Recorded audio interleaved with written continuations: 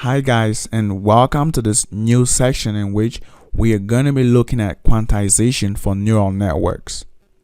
In the previous section, we looked at the Open Neural Network Exchange Standard, which is an open standard for machine learning interoperability. We saw that not only does this ONNX format permit us convert models from one framework to another, but they also allow us optimize our models for different hardwares.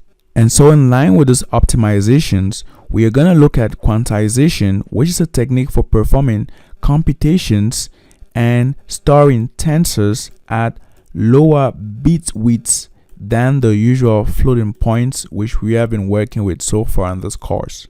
And so we are going to make use of this article by Lei Mao to understand the concept of quantization, and then later on apply this technique on our vision transformer model. A quantized neural network model executes some or all of the operations on tensors with integers rather than the floating point values, which then allows for a more compact model representation and the use of high performance vectorized operations on many hardware platforms.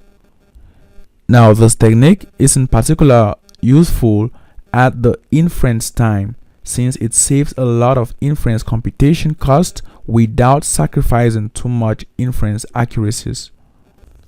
So what the author is saying here is we have this model which is floating point 32 as we had already, and then you've trained this model already, and then at inference time when you pass in inputs you want to get some output.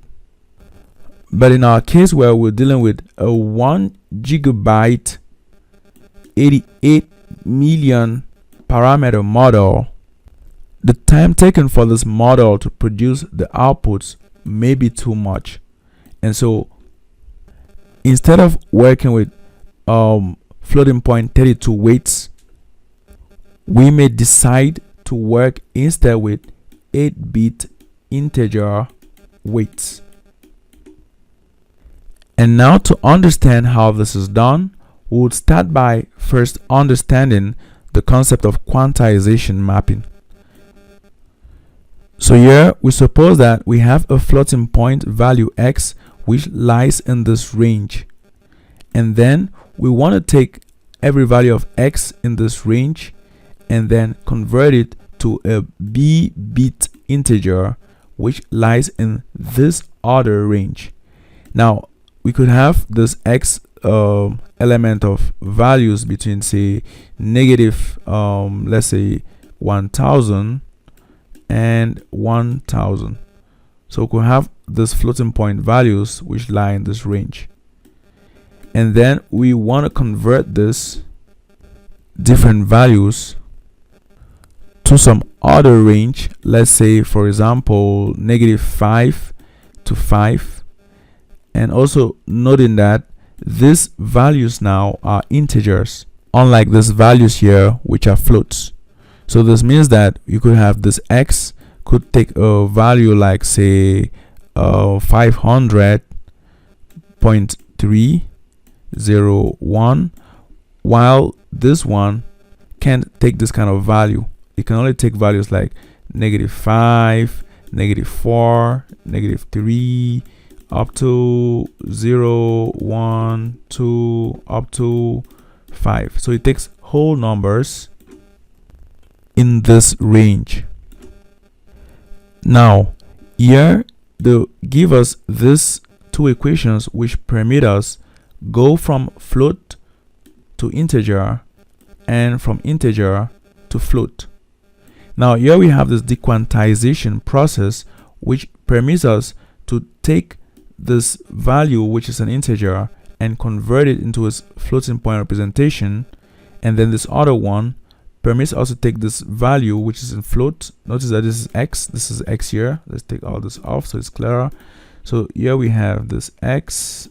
Let's just put the same color here so you see that. So here we have this x, and then here we have xq. Here you have xq, our integer, And then as we're saying, this here, this mapping permits us to leave from this now to x, and this reverse mapping permits us to leave from x back to q. So you see that all we need now is to get the values of c and d. Now let's take a simple example. Let's suppose that we have this value, let's say 5, and then let's set c to be 1 and d to be, let's say, 2. So we have 5 plus 2, and then we have c, which is 1. So this gives us a value of 7, or we could say 7.0.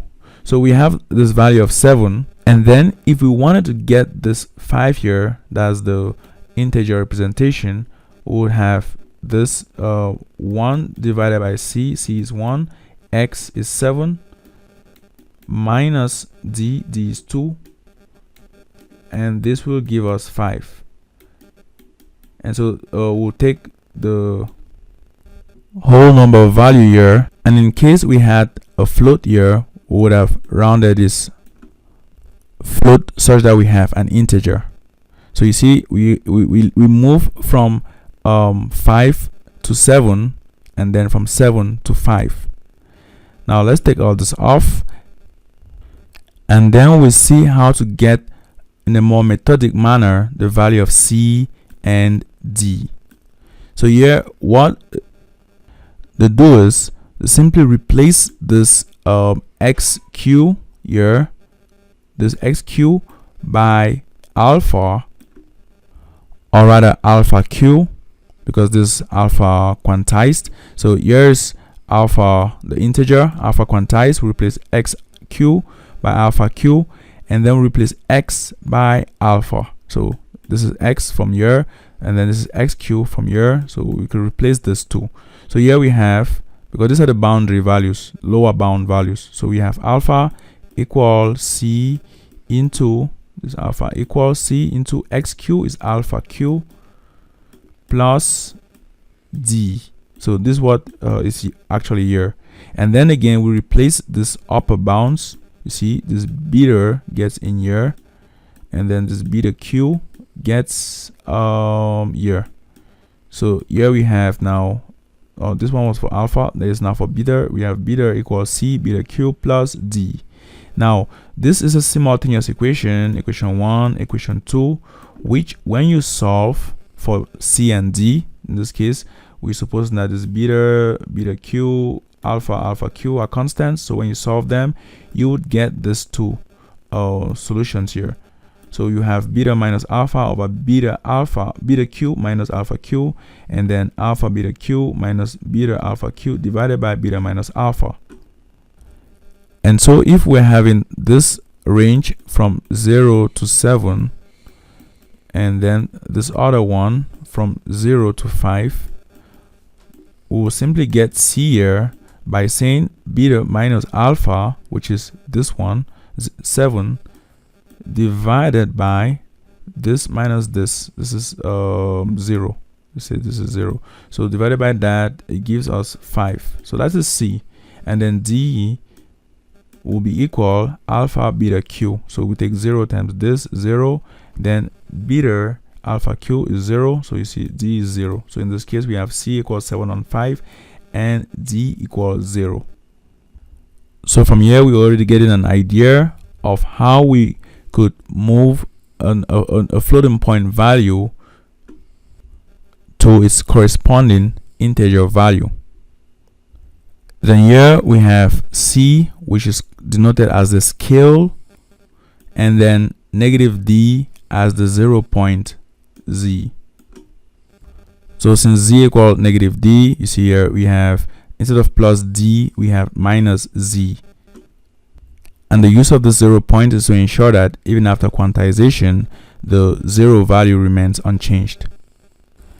Now, another question may be, what if we are having x here, element of say negative 5 to 5, so this floating a float here, and then we want to convert this values, this floats, to some integer xq, which is an element of say negative 2 to 1, for example, and then after the quantization process, we have a value for this. So let's suppose that we pass in an input x, let's say negative 4.6, and then based on our values of s and z, we obtain a value of say 3 for xq. So here, given that this 3 doesn't fall under this range or doesn't fall in this range, what we are going to do is we are going to clip these values such that if the value is greater than our upper bound here, which is 1, we are going to make sure this value now is 1. So this, we get the value of 3, but we change this to 1. And then if we had gotten a value of say negative 20, this value will be converted to negative 2, the lower bound. You see that? So here you just have this formula, L if x is less than L. So if x is less than negative 2, it becomes negative 2. If x is greater than 0 here, or if x greater than 1, it becomes 1, as we have done here. And if x is between here, it maintains. So if we have a value of say 0 after converting this into integer, then it remains that value. So that's it for this value clipping. We are now going to delve into matrix multiplication, but this time around with quantized weights and inputs. So recall that in our fully connected layer, let's say we have this input right here. Now let's take this input, and then we could have this and then some other output here. We have this different neurons which are then connected to this other neurons here. And the way we compute these outputs from these inputs, these are our inputs, from the inputs and the weights, is that we have the output, which is equal the matrix multiplication of these inputs, which we'll call x, and the weights w. So basically that's it. And then we add the bias. And if we take this example here, where we have this as x, and then here we have w, note how x has 2 rows and 3 columns, so 2 by 3, and then the w has 3 rows and 3 columns, so here's 3 by 3, and so the output will be a 2 by 3 output. Yeah, m is 2 and 3, so it's going to be 2 by 3. So we would have our output here, the space, the space, the space, the space, the space, and the space. Now to fill up these different spaces, what we'll do is we'll take this, for example, times this plus this times this plus this times this, and then we'll fill up the space here. Let's call this A. And obviously we'll add plus the bias, so it's A plus this bias. Let's just say all of that gives A. So that's how we obtain this value here. So looking at this formula, you shouldn't be scared, as it's basically what we've just done right here. You see here we have x, I, k. So we fix I.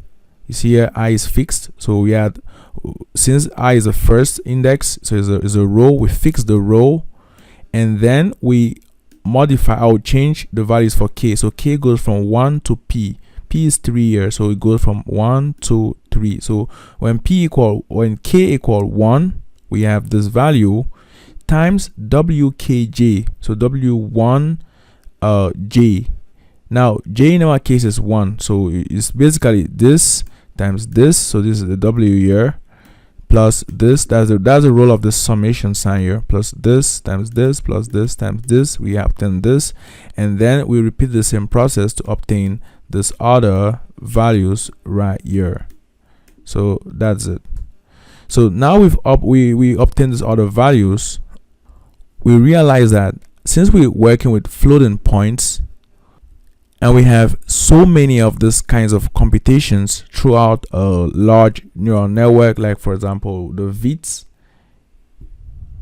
you find that it's going to be beneficial if we could instead carry out these kinds of computations with integers instead of floats, as we have here.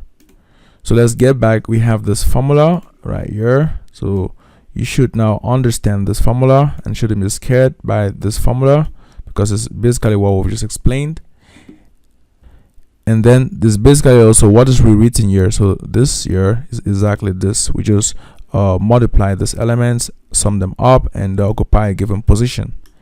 Now, recall from here that we've already seen this, where to move from the quantized here to the floating point, we have the scale times the x quantized minus z, where z is, as we've seen already, the 0 point. So this means that our x float is equal this. So you take note of this, as we'll be making use of that very much here. Now this b, which is a float, so this b, which is a float, can be replaced by this now, since we want to have integers in here. So now we have b, you see this j tends to be cure j, so this is the quantized version or the integer version. And then we have the scale and the 0 point. So this is its own scale, SB, and 0 point ZB. So that's it. So this here is from this formula. And then let's take this off.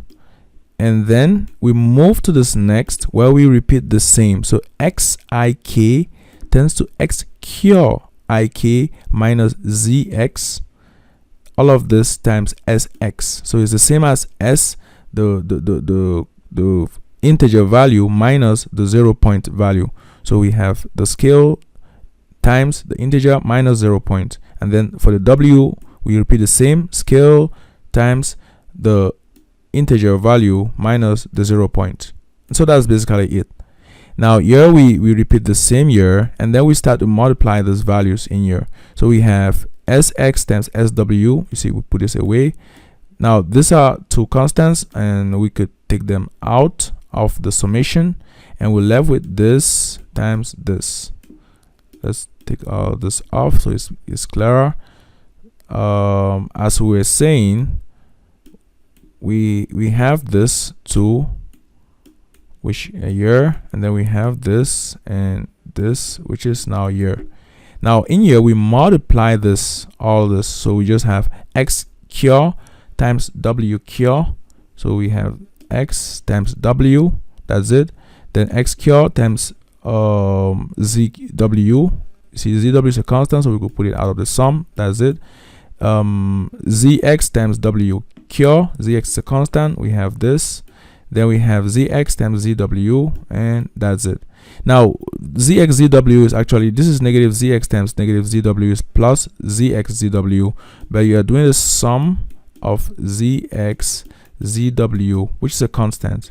Now if you sum a constant from k equal 1 to p, is the same as actually putting this constant out of the sum. So we would have zx zw, the sum from k equal 1 to p of 1, since the constant times 1 is the same constant.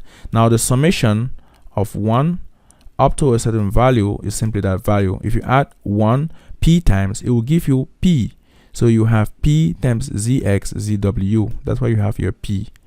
Now that said, we've simplified this, and what we can tell ourselves now is, okay, given that we have this y, this float y, which is equal this, which now contains only this quantized weights and inputs as we have here, we could compare this to the quantized version of this float. That's the integer version of this float.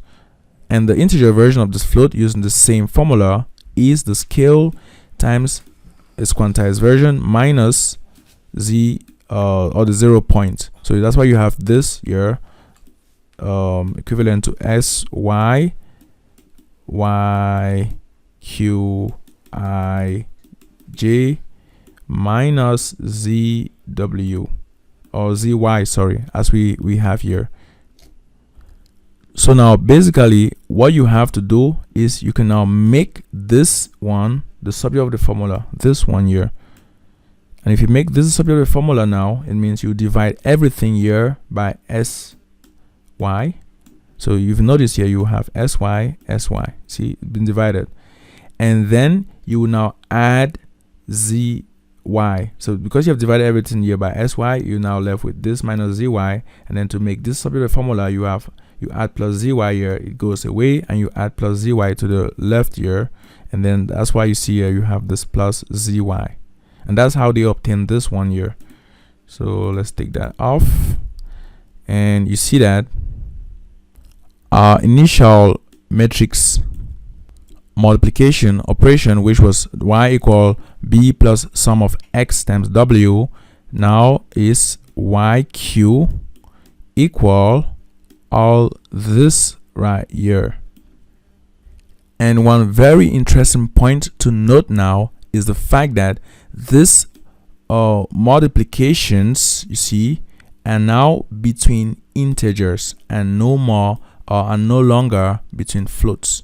So this now can be computed faster than the floats.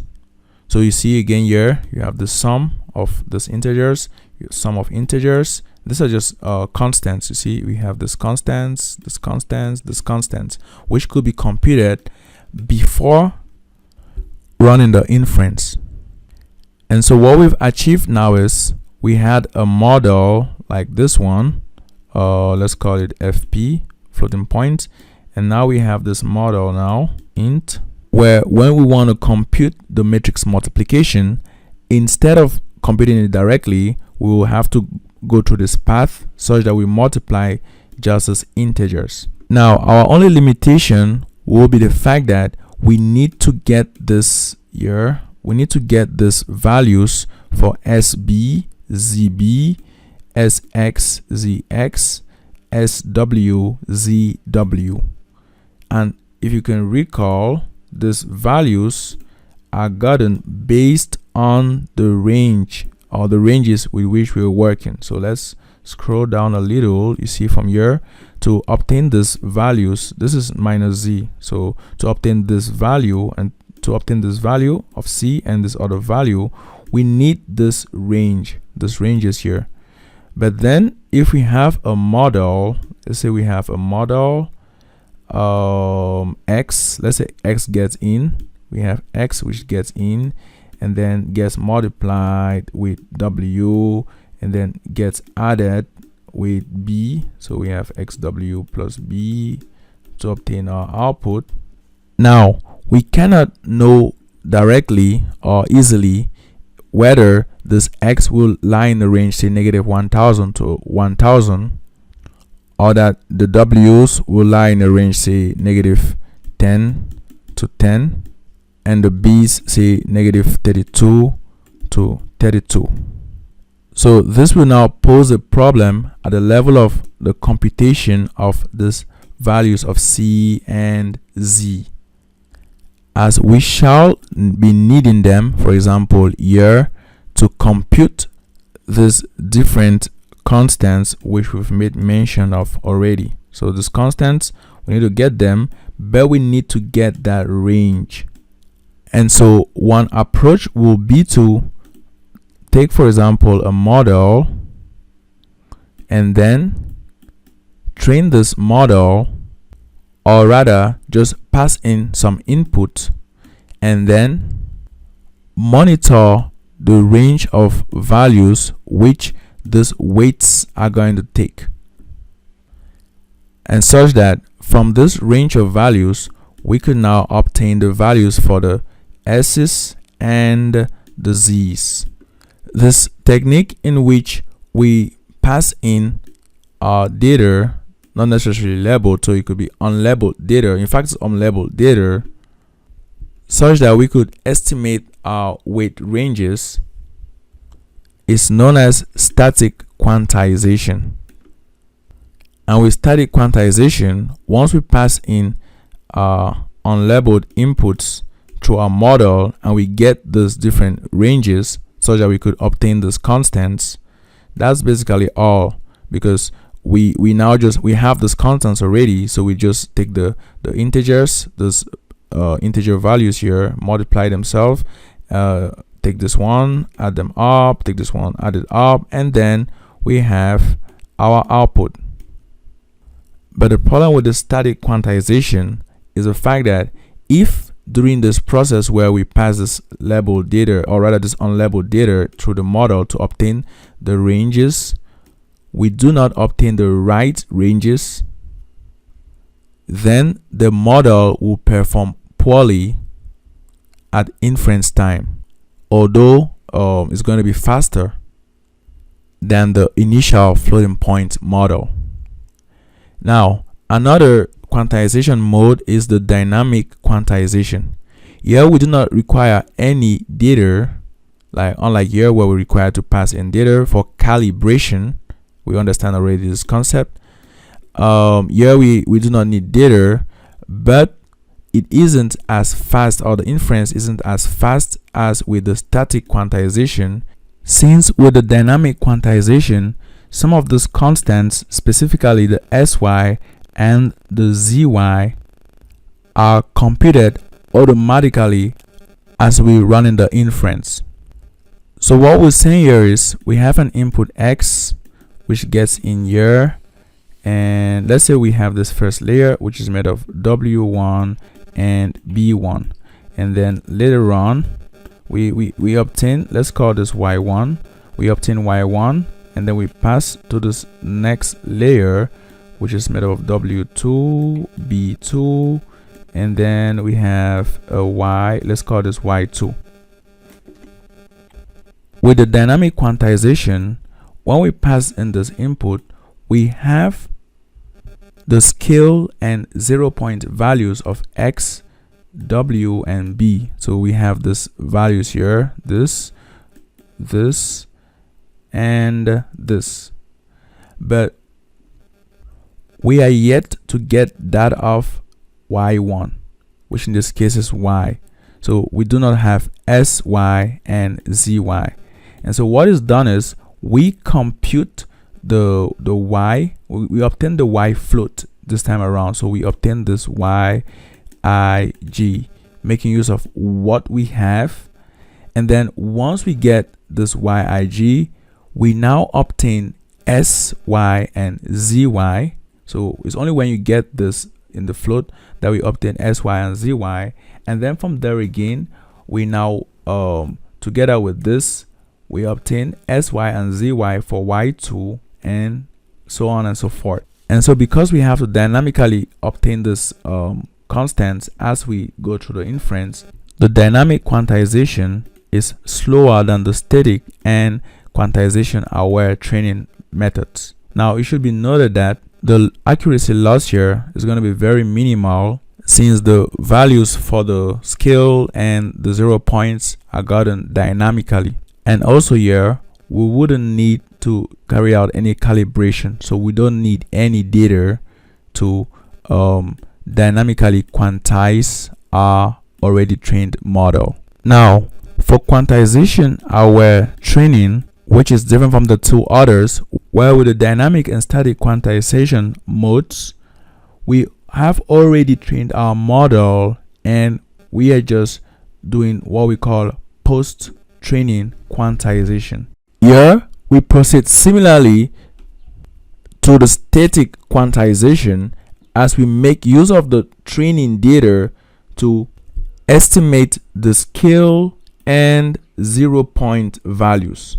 But then here we take advantage of the fact that since we are training this data, or this quantization is going to be done during the training process, we are going to pick those values for s and z such that we minimize information losses. And so unlike the static quantization, the accuracy drop with the quantization aware training is very minimal. Now to understand this formula right here, suppose you have a floating point value x. So we have this x here, and then if we quantize this value of x, we would have this here. So quantize x, see f quantize, this function which quantizes our x, making use of this S and this Z, we obtain a given value. And then if we again dequantize this, we should expect to have the original X. So what we're saying is we have X, which is a float. We convert it into X, which is an integer. And then again, we convert it back to X, which is a float. And then we try to make sure that there is minimal difference between these two. So let's call this X float bar because it has gone through this quantization and dequantization process. So as we try to minimize this, we are picking values of S and Z such that the information lost here is minimal. Now here XF and this XF bar are you could relate this XF to this by adding this delta right here. Let's call this delta X. And so if delta X equals 0, then XF bar equal XF, and this is the ideal situation. So with this, we see how the quantization that we're training permits us to make use of our label data to speed up the inference while also minimizing the accuracy loss. In the subsequent sections, we'll look forward to implementing these different quantization modes.